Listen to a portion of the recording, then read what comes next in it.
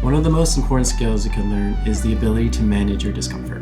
The more you can tolerate, the more your confidence can grow, the more you can trust yourself, the more you'll have the courage to ask someone on a date or ask for a raise. And in this video, there are 3 things about discomfort that I'll talk about. But before we get to that, do you mind if I make some coffee really quick? And I forgot I'm out of coffee.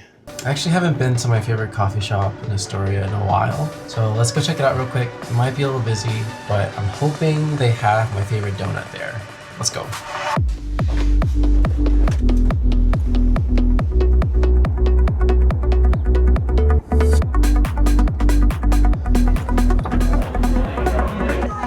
Good, how are you? Do you guys still have any donuts left? Sorry, can I get 2? And then I'll just do a 12-ounce iced coffee. Thank you. Okay, got some coffee. Luckily, they didn't run out of the donuts yet. I forgot to bring napkins, so I'm just gonna get those donuts later. They usually run out in the afternoon. Okay, first thing to talk about is how do you get better at tolerating discomfort? The first thing I recommend is building awareness. What are you distracting yourself with? How do you self-soothe? How do you emotionally regulate when you feel that discomfort? And an example of what I mean by distracting or self-soothing is if I wanted to study or focus, and instead of sitting down and doing the work, I go grab a snack or I go grab something to eat. And that way, stress eating might be my emotional regulation. And if you can become aware of your distraction and name the emotion you feel. Hi, okay, I'm gonna interrupt myself here really quick because I don't like the way I transitioned the video. And then after going through some public spots and like navigating where I was gonna go, I just didn't like the way that I was conveying what I was saying. I wasn't as expressive as I wanted to be. And the angle I didn't like. So I'm just gonna do this part over here and then edit over it. So why does building awareness matter? If you can become aware of your distraction and if you can name the emotion you're feeling while you're uncomfortable, you can start observing it, and slowly over time, you can try to build your tolerance. So at first, you might sit for 20 seconds before you distract yourself or comfort yourself. Saying comfort yourself is kind of weird. Try to sit in your discomfort longer and longer each time.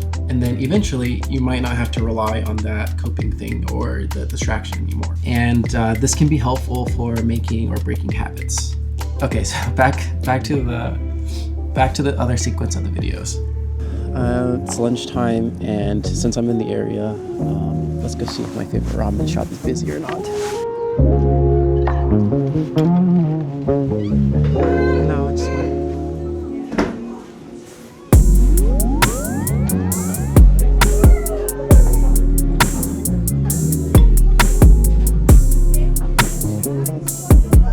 Part 2 of what I'm going to talk about is trusting the process. Now we're aware of the emotional regulation. We're aware of distracting ourselves. We understand like stretching our tolerance, but it's still gonna be uncomfortable and it's still gonna suck. But keep believing that it's gonna work out and just believe in yourself and trust yourself. Time skip, I'm back to my studio. I had to pee, so I came back home. One quick point to add to trusting the process is think of it like putting in your reps, like training your muscles. It's gonna take some time before your mental muscles are gonna grow. Your distressed muscles. I don't know why I'm doing that. Okay, so last part I'll talk about is my experience and how this has helped me. I feel like my confidence has grown a lot. I've gotten more comfortable in my own skin. I have a better understanding of my anxieties, my fears, my bad habits, and I feel like I understand myself more. It took realizing where I was and like my current state of things and thinking about where I wanted to go and what I wanted to do. And that for me was I wanted to be more comfortable asking for things and putting myself out there. I had this fear of embarrassing myself or being judged in public. So one experience I wanted to share of me facing my distress. So I wanted to try rejection therapy because I've been hearing about it a lot. If you don't know what rejection therapy is, I forgot where it comes from. But essentially you ask for a 10% discount at like a coffee shop.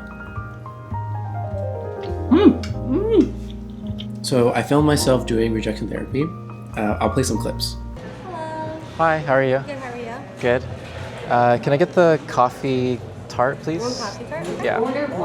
That's it. $4.90. I have a question. Can I get a 10% discount? Yeah. For For the coffee tart? which one? For the coffee tart? Unfortunately, we aren't doing this Discounts? Coffee cart. No, That's sorry okay. about that No one. worries. 490 is your total. Anything else? That's it. Just quick question. Is it possible if I get a 10% discount on it? Let me just ask. Okay, sure. Thank you.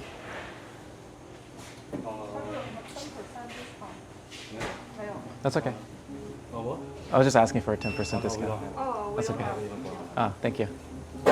What? You want a toast? No, it's okay. A quick question. Is it possible if I get a 10% discount? Just asking. That's okay. Yeah, that's okay.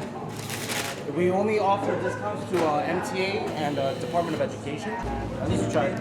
Yeah.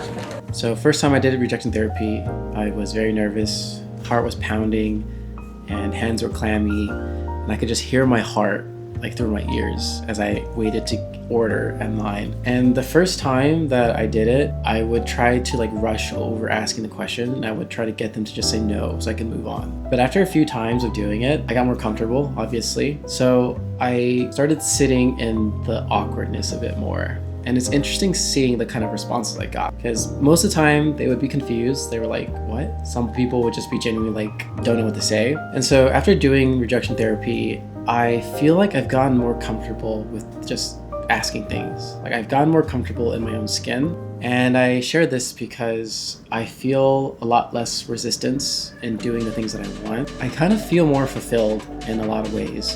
I just feel more comfortable asking for things. And so I do think that it's been pretty life-changing. I'm very appreciative of this growth, and I appreciate you watching. I hope you have a great rest of your day or night. Peace. I don't 'cause you're much too young. If for the day looking for this, I'm hey.